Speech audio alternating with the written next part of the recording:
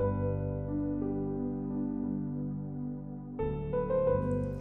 my name is Kelci, And I'm Louie. and we are K&L Kitchen. So today we're going to be making a creamy spinach dip, and I promise y'all people are going to love this. This is a perfect dish to take to parties, to take to outings. You know, we got Easter right around the corner, and I promise you, whenever y'all bring this, people are going to be asking y'all for the recipe.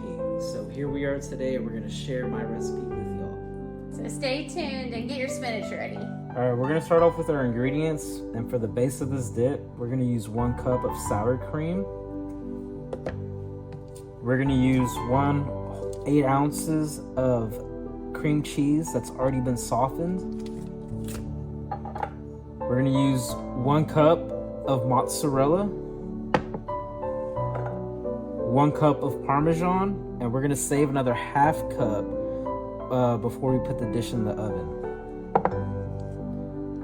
We're gonna do 1 tablespoon of onion powder. I'm doing about 4 to 5 garlic cloves that I mince. And this is optional, but I do like to do about 1 tablespoon of crushed red pepper. I feel like this gives it a nice little kick at the very end, and it just brings the whole dish together. And we're also doing 1 frozen bag of frozen spinach. And you need to make sure you leave this out to de-thaw. And if you forgot about it, it's okay. You just get yourself some cheesecloth or some paper towels, ball it up, and run it under some water until it defrosts. And make sure you get out as much water as you can, okay? You don't want all this water to start coming out into the dish. All right, we're gonna start off with our sour cream, and we're gonna put 1 cup in here. And y'all, today I'm using a KitchenAid mixer, and if you don't have a mixer, it's okay. You can just use a hand mixer, or you can just fold this over in a bowl until everything's nice and incorporated, and you'll still get the same end result. Next, we're gonna put in our cream cheese that's already been softened. And we're coming in with our spinach.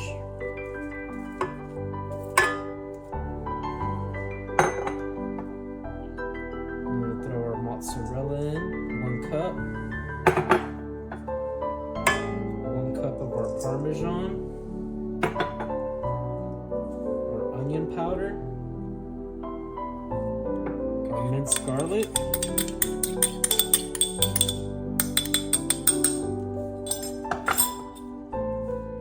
and our crushed red pepper. We're gonna put our mixing paddle on.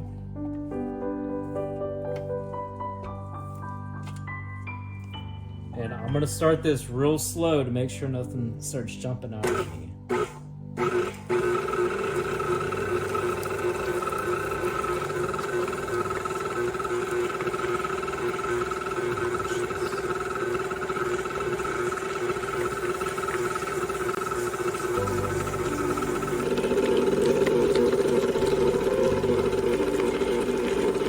Alright, I got my buttered pan here. I've turned on the oven at 350 degrees. And now we're just gonna add our ingredients in here. Alright, now we're gonna add our mix in.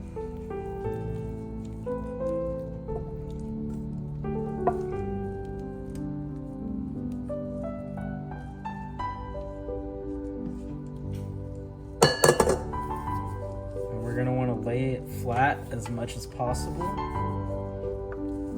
We want this to be nice and even, so that way it cooks all the way the same.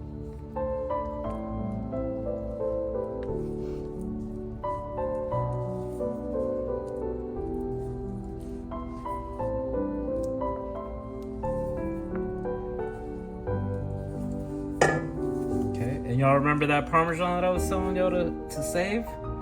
Well, this is where it comes into play now. We're just gonna sprinkle this on top.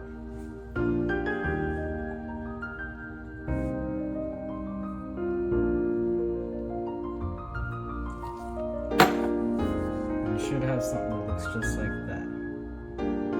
Alright, we're gonna pop this in the oven in our little rack for 15 minutes. Alright guys, we're coming back at you with our next steps to our creamy spinach dip. On your stove top, you're gonna go ahead and get 1 stick of butter melting. I already got mine going just a little bit.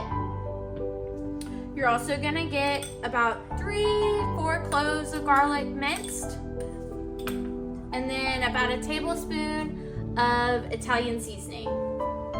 Once your butter's almost melted, we're gonna go ahead and add our minced garlic and our Italian seasoning in.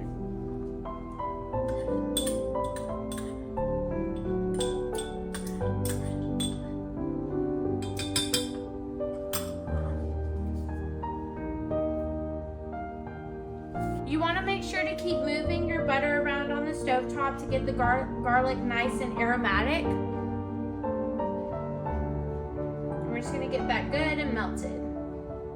Alright, so now we're going to go ahead and take a French baguette. We normally get these from H-E-B in the bakery. And you're just going to go ahead and slice some pieces, or the whole loaf, however much bread you want to make. We normally try to make this right before serving just because it's better if you have freshly heated bread to dip it in. Okay, so I'm just going to slice a few pieces for this video just because it's just me and my husband. So I just sliced a few pieces of bread, and then you're going to go ahead and take your delicious garlic butter, and you're going to go ahead and get a brush, and you're just going to lightly brush each piece with your garlic butter.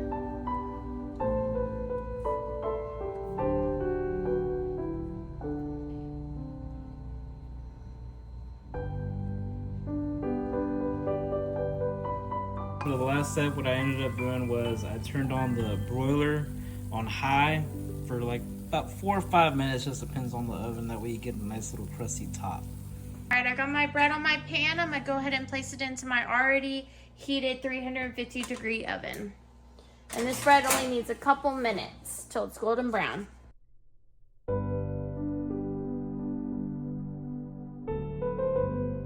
Alright guys, thanks for hanging out with us at K&L Kitchen.